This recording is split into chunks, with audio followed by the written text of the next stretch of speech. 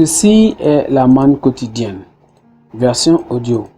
Elle a été soigneusement préparée pour nous aider à grandir spirituellement tout au long de l'année.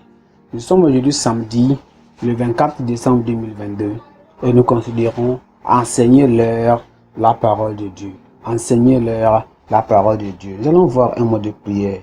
Père, nous te remercions et nous te glorifions pour cette parole. Nous te remercions pour cette opportunité que tu nous donnes d'écouter ta parole. Nous prions, Seigneur, que tu nous aides à l'écouter et mettre en pratique au nom de Jésus. Seigneur, merci parce que tu nous as exaucés. Au nom précieux de Jésus, nous avons prié. Amen. Nous considérons notre texte dans le livre d'Exode, Exode chapitre 24, à partir du verset 12 jusqu'au verset 18. Exode chapitre 24, nous à partir du verset 12 jusqu'au verset 18. Lisons la parole de Dieu ensemble. L'Éternel dit à Moïse: monte vers moi sur la montagne et reste là, je te donnerai des tables de pierre et la loi et les ordonnances que j'ai écrites pour leurs instructions. Moïse se leva avec Josué qui le servait, et Moïse monta sur la montagne de Dieu. Et il dit aux anciens: attendez-vous ici, jusqu'à ce que nous revenions auprès de vous. Voici Aaron et Hur resteront avec vous. Et si quelqu'un a un différent, c'est-à-dire qu'il s'adressera, c'est à eux qu'il s'adressera. Moïse monta sur la montagne et la nuée couvrit la montagne.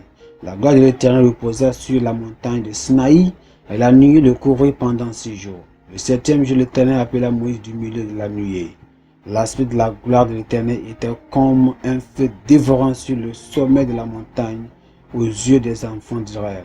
Moïse entra au milieu de la nuée et il monta sur la montagne. Moïse demeura sur la montagne 40 jours et 40 nuits. Notre verset clé, c'est le verset 12 qui dit ceci. Verset 12 qui dit: l'Éternel dit à Moïse: monte vers moi sur la montagne et reste là. Je te donnerai des tables de pierre, la loi et les ordonnances que j'ai écrites pour leurs instructions. Souvenez-vous que nous parlons de enseigner-leur la parole de Dieu.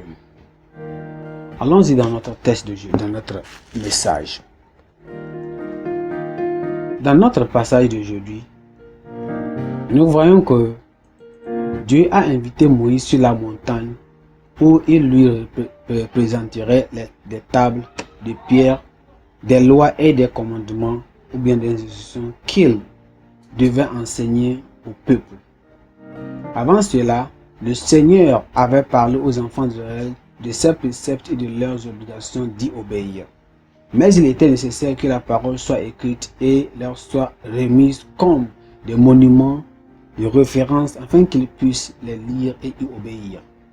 Moïse devait être le gardien et l'enseignant de la loi et des commandements de l'Église dans le désert. Ce qui rend l'Église solide, c'est l'enseignement de la parole de Dieu. Le diable et les portes de l'enfer prévaudront contre toute l'Église sans un ministère d'enseignement solide. C'est pourquoi Moïse s'est soumis à un enseignement pendant 40 jours. Le but de l'enseignement est de perfectionner les saints, Le but de l'enseignement est de perfectionner les saints et d'édifier l'Église. La parole de Dieu doit être enseignée dans la vérité. Pour être des enseignants efficaces, nous devons lire, étudier et obéir à la parole de Dieu. Nous devons délivrer la saine doctrine et ne rien faire avec partialité. Nous devons enseigner la parole sans crainte, sans compromis et même sans contradiction. Un ministre, un évangéliste ou un enseignant de la parole de Dieu ne doit pas cesser de prêcher et d'enseigner ses enfants et les autres membres de son foyer ainsi que l'Église à chaque occasion. Que le Seigneur nous aide toujours à prêcher l'Évangile, à enseigner n'importe quelle opportunité qui nous ouvre. Nous allons continuer à prêcher et à enseigner cette parole de Dieu. Et nous, qui nous recevons cette prédication, nous allons marcher et obéir à cette parole au nom de Jésus. Nous allons prier. Seigneur, merci pour cette parole. Merci pour cette, Seigneur, dévotion que tu viens de nous montrer. Nous demandons, Seigneur, de nous amener sur un mont plus élevé comme Moïse. Et Seigneur, un mont de spiritualité, une montagne de spiritualité. Élève-nous, Seigneur. Nous prions pour la grâce et la puissance de toujours obéir, Seigneur, à ta volonté révélée sans délai. Nous demandons, Seigneur, que l'Esprit de Dieu, l'Esprit de révélation de ta parole vienne en nous au nom de Jésus.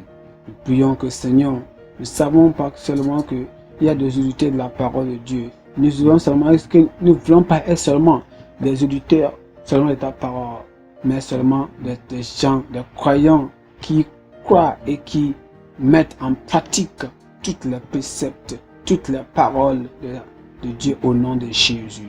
Seigneur, merci. Nous savons que tu nous as exaucés. Au nom précieux de Jésus, nous avons prié. Amen. Frères et sœurs, avant qu'on nous quitte, notre pensée du jour d'aujourd'hui dit: le ministère de l'enseignement est sacro-saint. Le ministère de l'enseignement est sacro-saint. Elle est sacrée et elle est sainte. Le ministère de l'enseignement est sacré et aussi saint. Notre lecture biblique se trouve dans Apocalypse chapitre 1 jusqu'au chapitre 3. Apocalypse chapitre 1, chapitre 2 et chapitre 3. Que le Seigneur vous bénisse. Amen.